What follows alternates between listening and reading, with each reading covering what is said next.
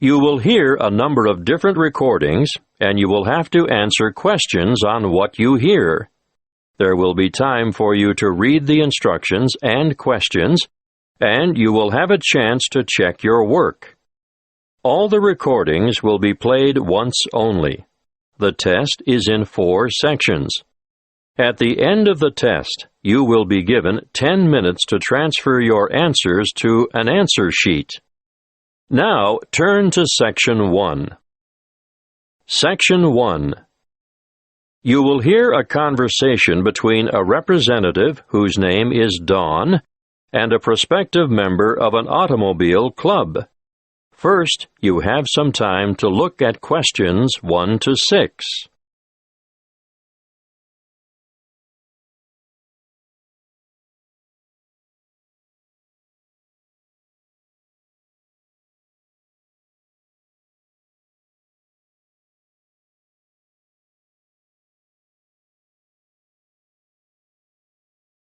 You will see that there is an example that has been done for you.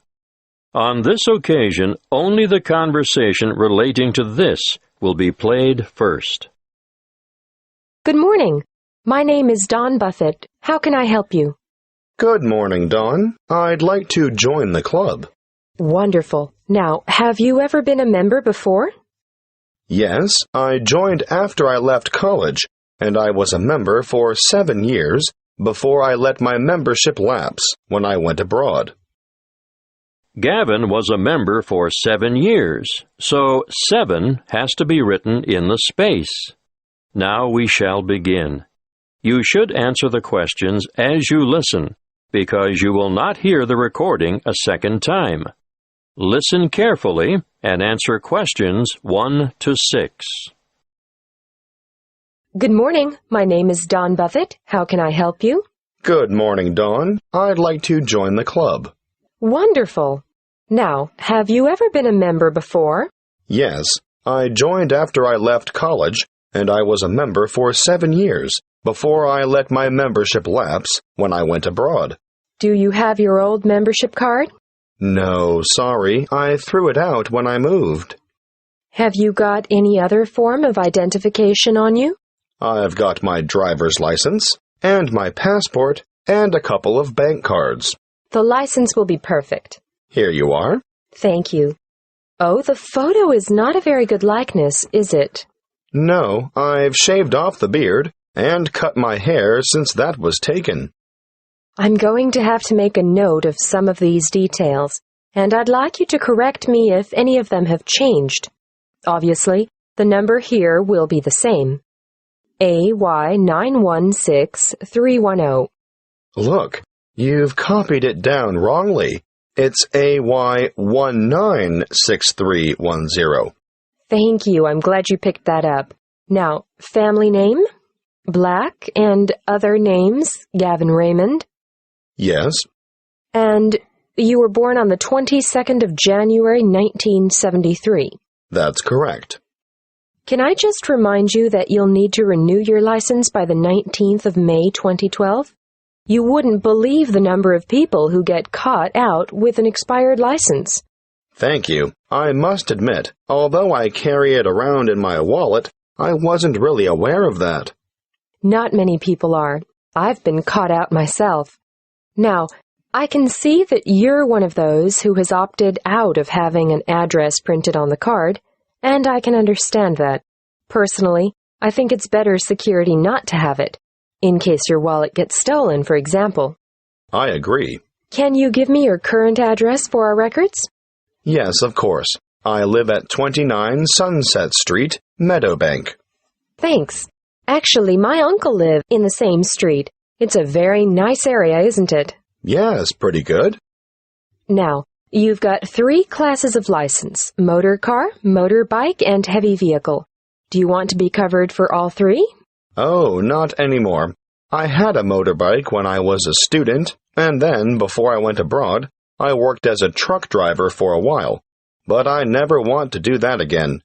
These days, you'll only find me behind the wheel of a car. Well, that's all done. Now for one final question. What's that? I need to ask you whether you've ever had any driving or other convictions or endorsements on your license. Well, I've had a few parking tickets. We don't count those.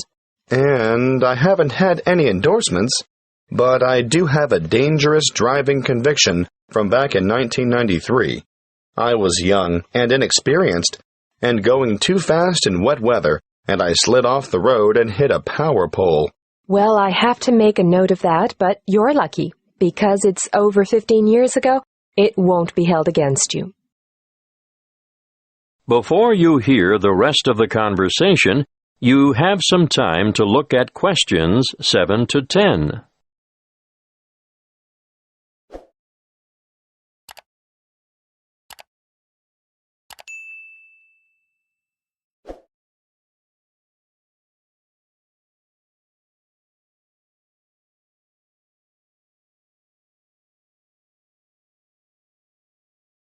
Now listen and answer questions 7 to 10.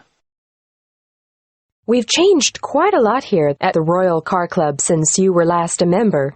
Oh? We now have 4 different levels of membership, starting at blue, then moving through bronze to gold. What does that mean exactly? Well, you get a different level of service and different benefits depending on what you choose. Of course, that is reflected in the annual fee. The more benefits, the higher the fee. I see. The standard club care comes with a 5% discount at bronze level and a 7.5% discount at silver level. And gold? If you own more than one car, I'd recommend the gold level because you only pay half the fee on your first vehicle. I'm not sure I need that. Well, bronze and silver have $10 and $20 off the insurance fee, but with the gold membership, say you had an accident and your car was badly damaged or off the road for any length of time, you'd be eligible for car hire at no extra cost. That's good. There's one more thing. If you need to borrow money to purchase a new car, we offer personal loans at a reduction off the general applicable rate. These start at 0.25%, go up to 0.5% at bronze level, and increase to 0.75% at the next level. Gold has a whopping 1.25% reduction on the applicable rate. Well, that is something I should consider, perhaps. Thanks for your help. I'll think it over and let you know. That is the end of Section 1. You now have half a minute to check your answers.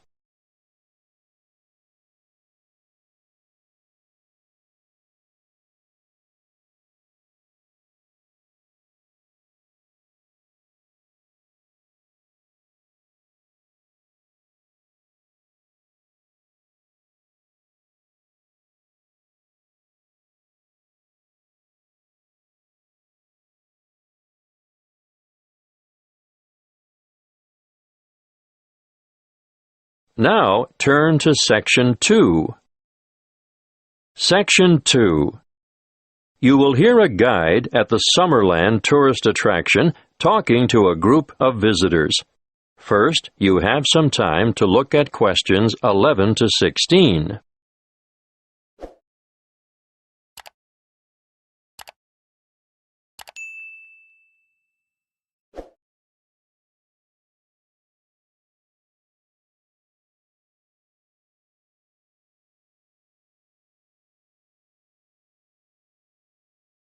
Listen carefully and answer questions 11 to 16.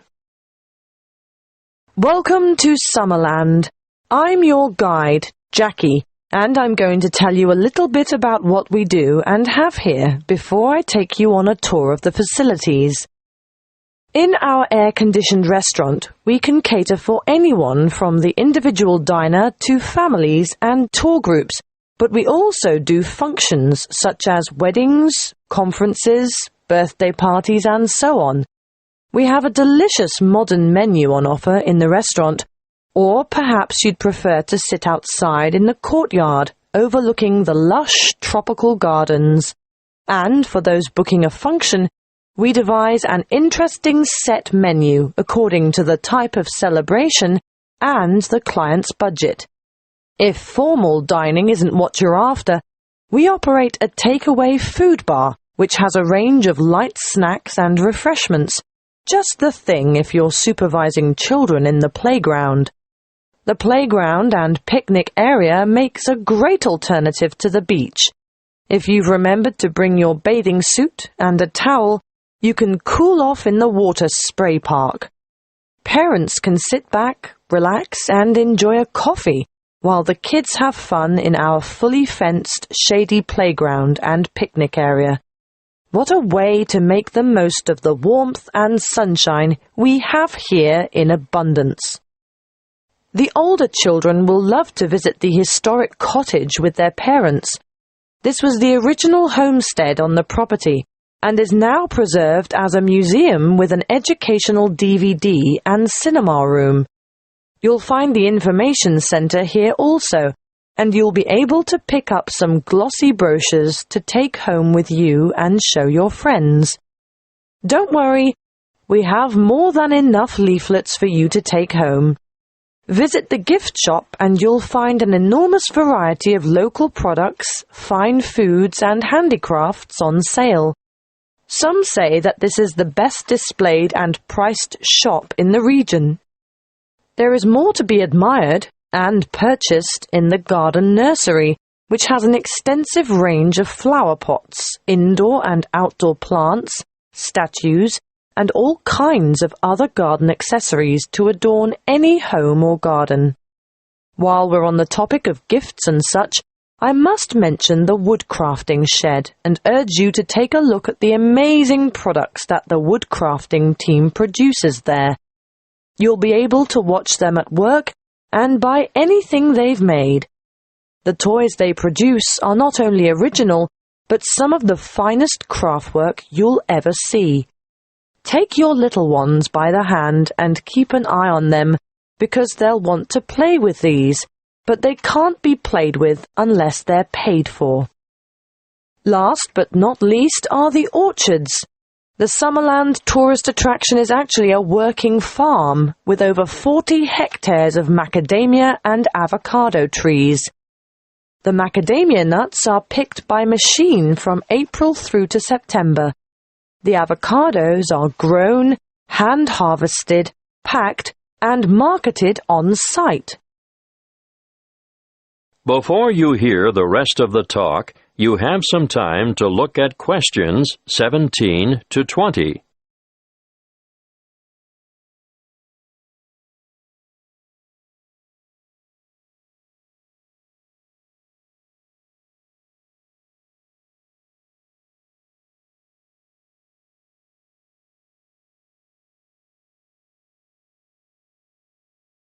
Now listen and answer questions 17 to 20. Now, are you all set for the tour? We'll leave the car park and walk in an easterly direction towards the administration building with the parking spaces outside. We won't go into the admin building because there's nothing much to see there. Instead, we'll walk in a northeasterly direction towards the museum. But before we get to it, we're going to turn right, walk past it, and go into that enormous building to watch how the avocados are graded and packed. Well, what did you think of that? Those packers have to work very fast, as you can see. Now, as we come out of this building, we'll go to our left and around the back towards the cool room. Of course, this is where all the fruit is stored after packing. There are a lot of boxes of fruit in there. Nothing very interesting to look at, but we will stop at the other building to see how they make the cardboard cartons. See how everything is mechanized, so there is very little labor involved? I'm intrigued by how those machines operate, just like clockwork. It does get very hot in there, though, doesn't it? Which makes the thought of a peek inside the cool room quite attractive. But no, we'll skip that and make towards the building in the far northeastern corner of the facility, where they take the husks off the macadamia nuts. It's quite noisy, but absolutely fascinating. Now we'll take a shortcut heading west through the orchard to the woodcrafter's workroom and shop, and I'll give you a few minutes to browse. Take note of where this is because I'm sure you'll want to come back here later this afternoon in your free time. Is everyone still with us? Right, let's go south now and take a leisurely walk through the picnic and playground area with the water feature. But we want to end up over at the garden shop at the northern end of the car park. We'll have to walk through the little gift shop first to gain access to the garden shop, and I'm sure you won't be able to resist getting some nice little presents for the folks at home. Are you ready for lunch now? I know it's been a whirlwind tour, but the restaurant has us booked in for 12:30, and after that, you're free to take your time wandering around until the bus leaves at 3 p.m. That is the end of Section 2. You now have half a minute to check your answers.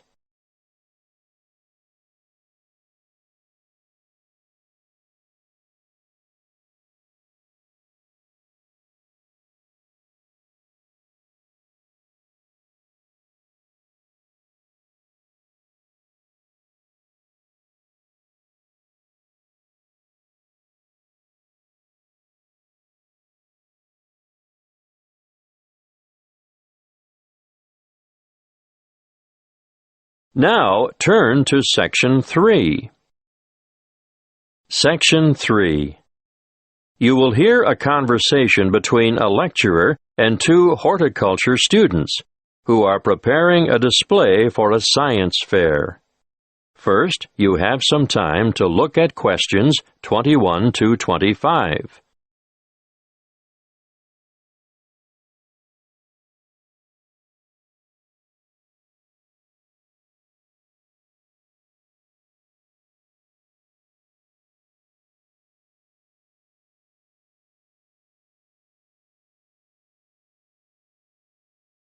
Listen carefully and answer questions 21 to 25.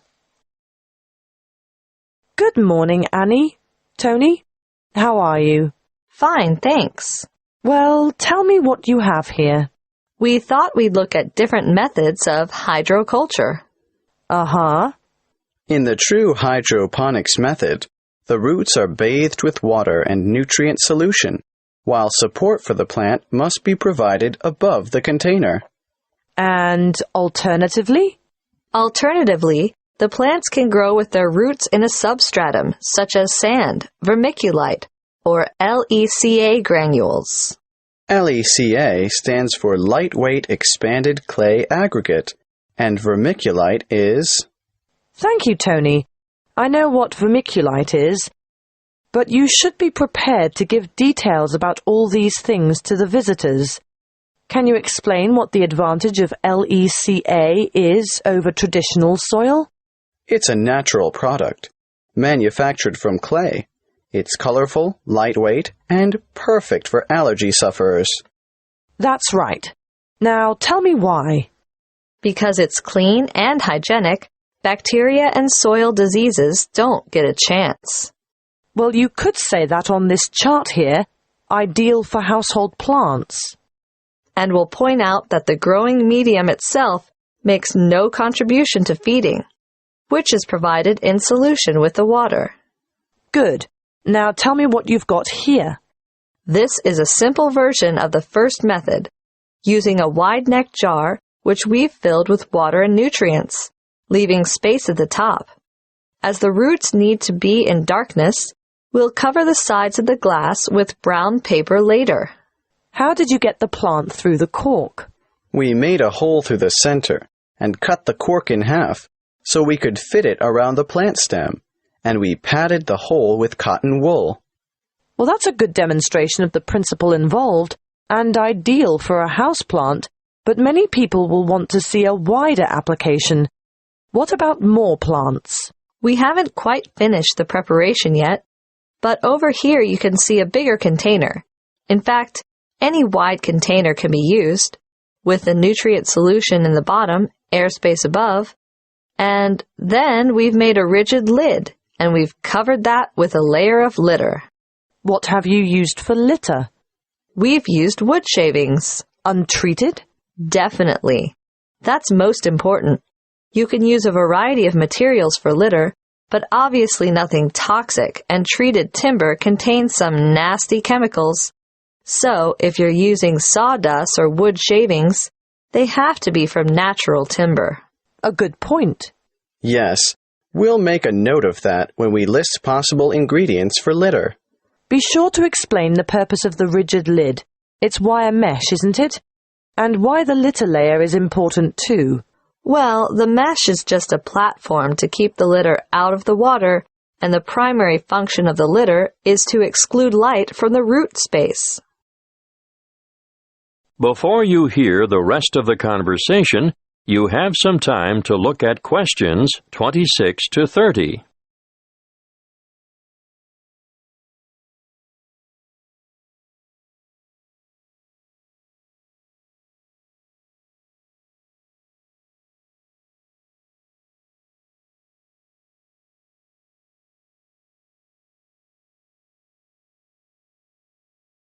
Now listen and answer questions 26 to 30. What you have so far is ideal for the home or office, but what about commercial applications? Well, we're going to demonstrate the nutrient film technique, which is popular with some commercial growers, particularly for the cultivation of crops such as runner beans and tomatoes.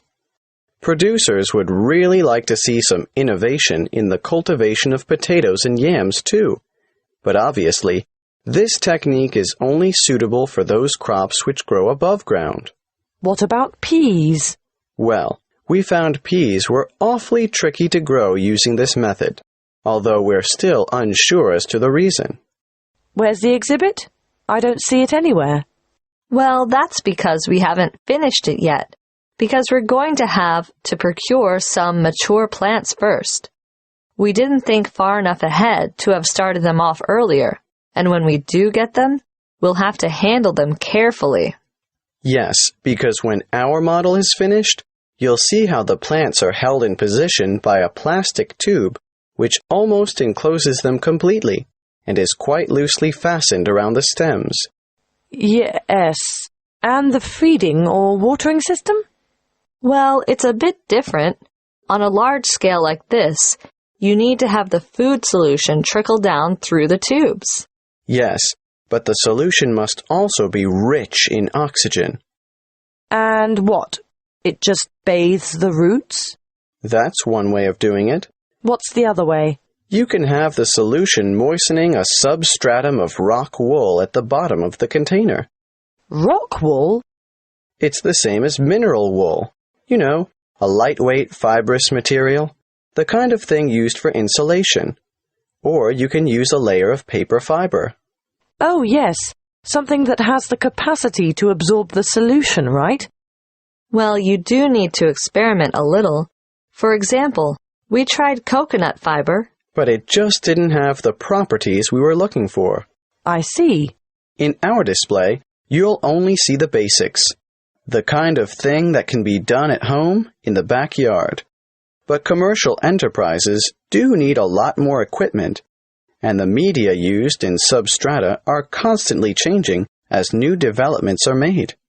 The cost of upgrading is ongoing. And there's always the potential of outright failure when changing systems from one you know and understand to an innovative one. Of course, there's no room for guesswork in business. You have to try to get everything right first time. That is the end of Section 3. You now have half a minute to check your answers.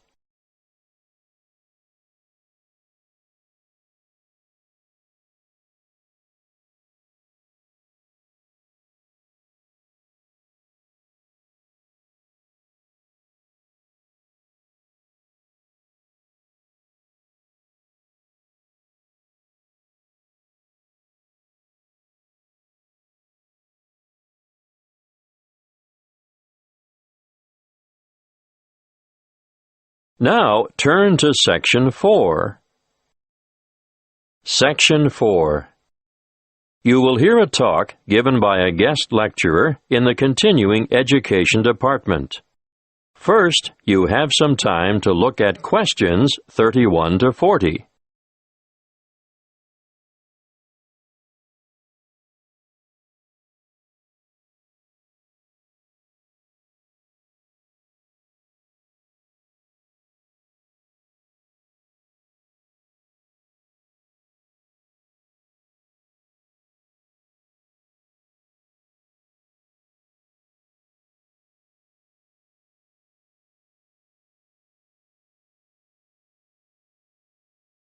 Listen carefully and answer questions 31 to 40.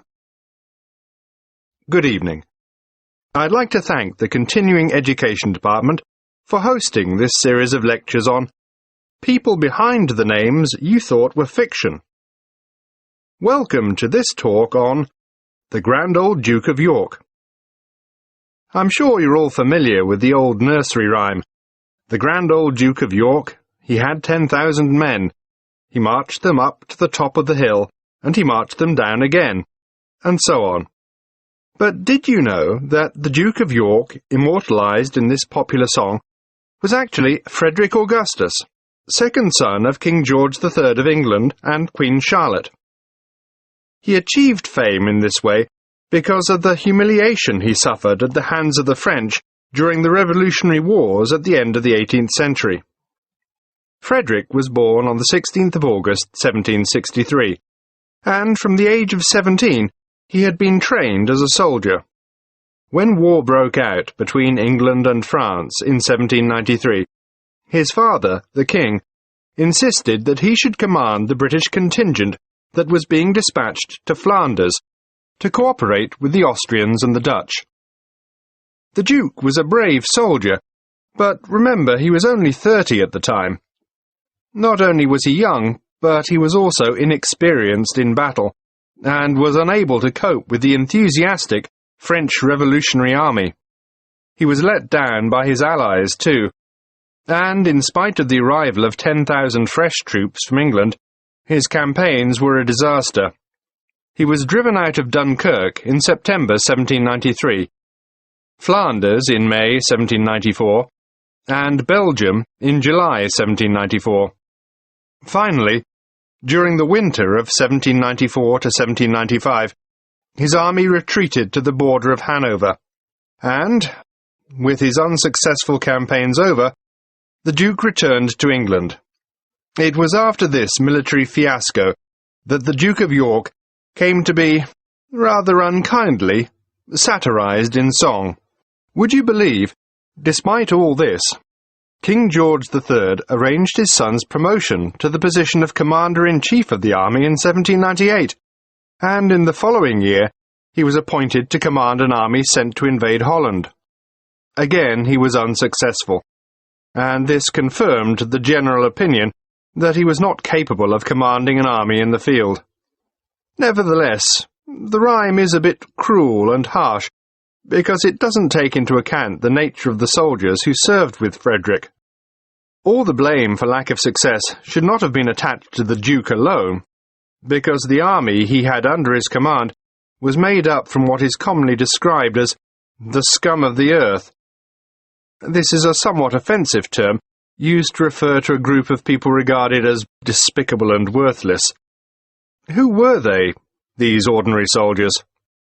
Well, they were mostly vicious, brutal ex-convicts, or raw recruits, and elderly men. The officers who commanded them were all untrained as military men. In fact, they were anybody who could afford to buy a commission. But here's the really great thing that, unfortunately, the Duke of York is not remembered for. He realized that this was a hopeless kind of army, and he set about improving conditions in order to recruit higher-quality soldiers. He introduced padres. Are you familiar with the term? No? Well, let me explain. You see, members of the British Armed Forces are generally Christians of one denomination or another, and a padre is a Christian cleric or chaplain who ministers to the soldiers and attends to their spiritual needs, without belonging to any particular grouping within the Christian faith. Now, where was I? Yes, Frederick introduced padres, doctors, and veterinary surgeons to the battlefield. Why vets? To attend to the horses, of course. Remember, we're talking about late 18th century battlefields. He was also the founder of the Royal Military College for the training of officers at Sandhurst. Yes, the very same one where the princes and other members of the royal family received their military training today. Frederick also founded the Duke of York's School in London for sons of soldiers killed in battle. His name is perhaps better commemorated by this school in Chelsea than by the column that stands at the top of Waterloo Steps in St James's Park. In 1807, the Duke was involved in a scandal with a woman and, as a result, resigned as Commander-in-Chief. But he was reinstated in 1811 by his elder brother, the Prince Regent, who later became George IV of England. He continued in this post until his death in 1827. That is the end of Section 4. You now have half a minute to check your answers.